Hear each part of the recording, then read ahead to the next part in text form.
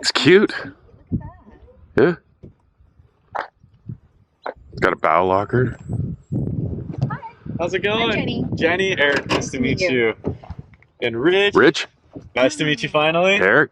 Thanks for bringing this down. Of course, of course. I'm really liking it. Every chance I get to come out here, I take it. I love it out here.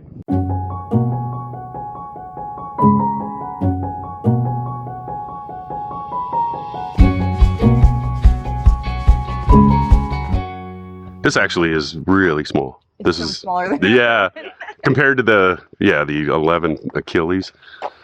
Okay. Yeah, it's quite a bit different. This is 8'6" versus. It's got the toe rings and nice. What fits? It's beamy. Gotta get what fits. And it'll hold a 10, a 9.9 engine. It'll hold 15? 15's a lot for it, but 9.9 will work. Okay. If it's one of the 15s that's the same size as a 9.9, Yeah. which a lot of the brands are, They are. then it should be. Okay. So it's just the weight. Yeah, pretty much. There is a lot of torque with the when you go up to a 15, and it will get you, kind of do a little bit of a wheelie before you get on plane. But most of the time, the horsepower for dinghies of this size, it's because there's a lot of torque on the bigger motors. Yeah. And the transoms aren't built for it. Right. These things are just like, look. It's built for it. It can hold it at least, or it would do it. Yeah, that's it does look. It's a pretty stout transom. They're really well built. Some people choose to put the fuel tank back here, but Highfield has a pretty nice spot here. And it's vented really well, and there's actually a strap in there. Beautiful. So it comes with a foot pump that actually is the only brand that has a gauge standard, Nice. which, I feel like most of the time you'll do it by feel anyway, Yes. but Yeah. We've been doing it kind of forever. cool. Little patchy kit, and Highfield's nice enough to actually provide a strap for your fuel tank. A lot of the companies just expect you to source a way to mount your fuel tank. That fits. And this goes in either slot. It's like Yeah. either that. Okay. So whichever is more comfortable for you. On this size, I prefer to sit on the tube and then have my other passenger up here just to kind of balance out the weight. Yeah. It's a pretty short boat. Yeah, for sure. Yeah, if you know.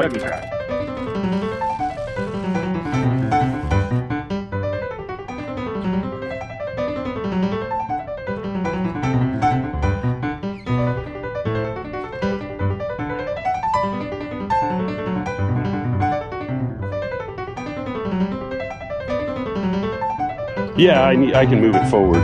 You need to.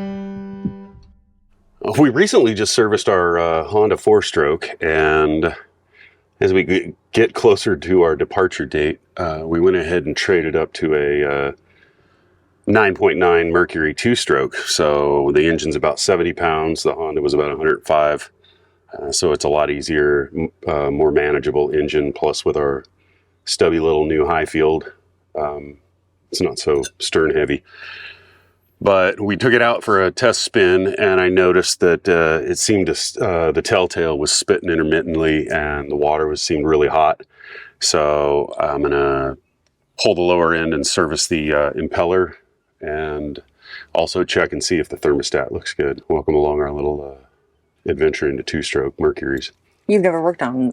No, never. I've worked on 2-stroke engines like weed eaters and leaf blowers and stuff like that, but nothing more than one cylinder. One thing I don't like about this, as long as we're talking about it, you can't flush the motor after you use it, and you should flush the motor after you use it in salt water. Yeah, with this thing on, this thing is different than the Honda. The 4-stroke had 2 intakes on the side.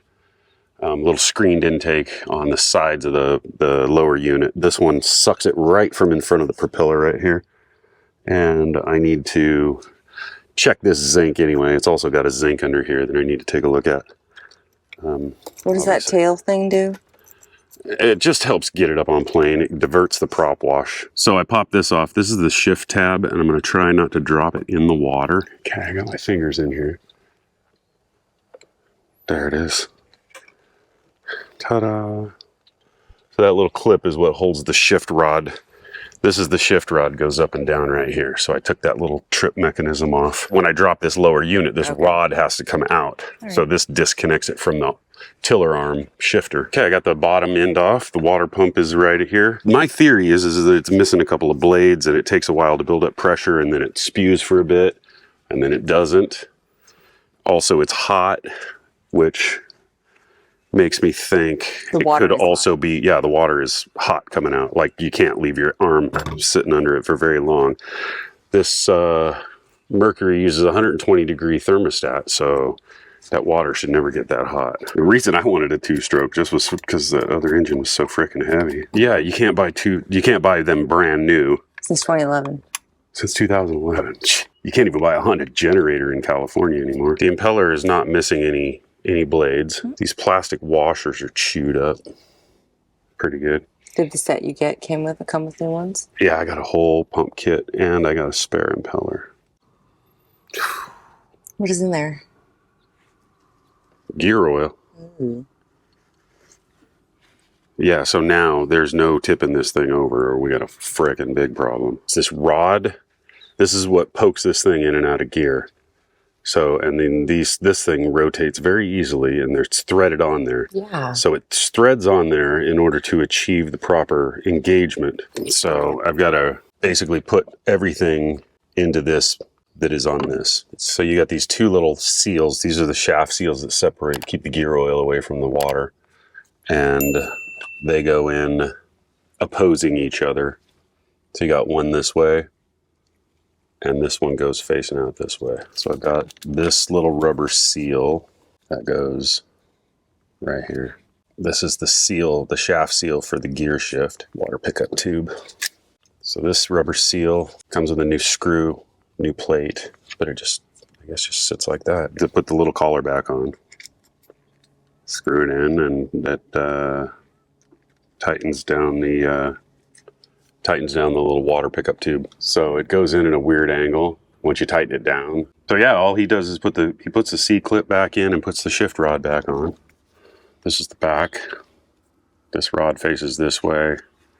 And this thing had about 2 threads showing. So I'll screw this shift linkage back on and hopefully it'll be right in the right place because I don't want to have to take it apart and F with it. You can also, there's a little window, there's a little hole in that angle piece and you can see where the little pin goes to that you thread on. So I got an impeller kit and I also got a full water pump kit. So that water pump kit includes the gasket for the tube, the slip seals, the plastic plate so that you get rid of this. This is the gasket that goes right here. I guess this is what goes down in there. I don't remember that thing popping off on the tube when I pulled the copper tube out. I don't remember seeing this seal anywhere. Well, so this is the rubber seal that goes in the engine housing. It's got a little tit on it that's oriented in the housing. Down there. And this is what this plugs into. So it goes like that. So right in there, that goes down to the inlet screen. And this does look like a rubber seal, but it looks like it's all shot, like it's never been changed.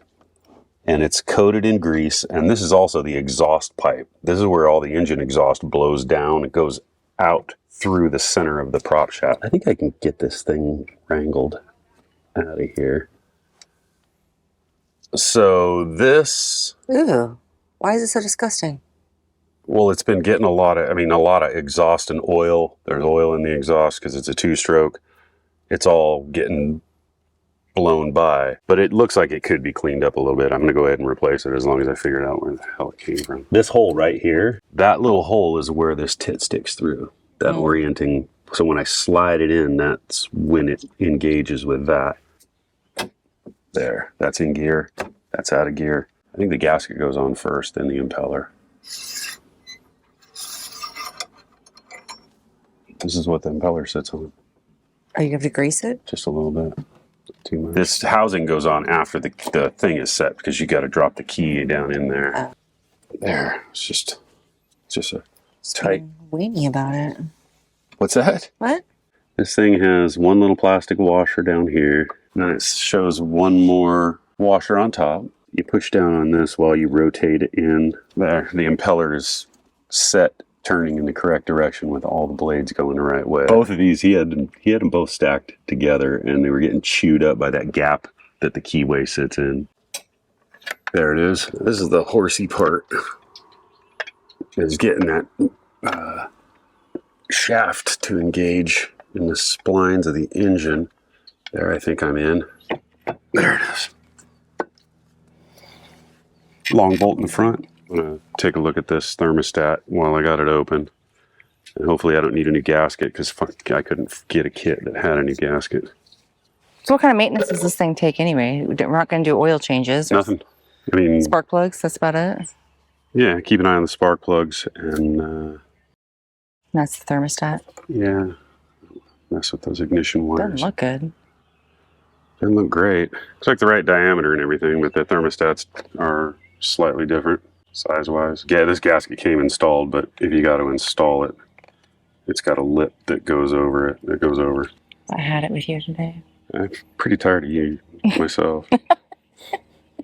You ready to go live alone on a boat in the middle of nowhere for a long time? How's that? How's that plan working out for I you? think I need to rethink. No shit. Yeah, I'm about tired. Okay, something's weird. Yeah, it doesn't fit. Not the same size. One's a little thinner. The gasket's a little. It could be just compressed. Could just be compressed. You just got to push on it harder. Yeah, crack the aluminum thermostat housing. Seems like the gasket is a lot thicker, or maybe it just needs to be smushed. I don't know. It's got a real thick lip on it. There, that's better.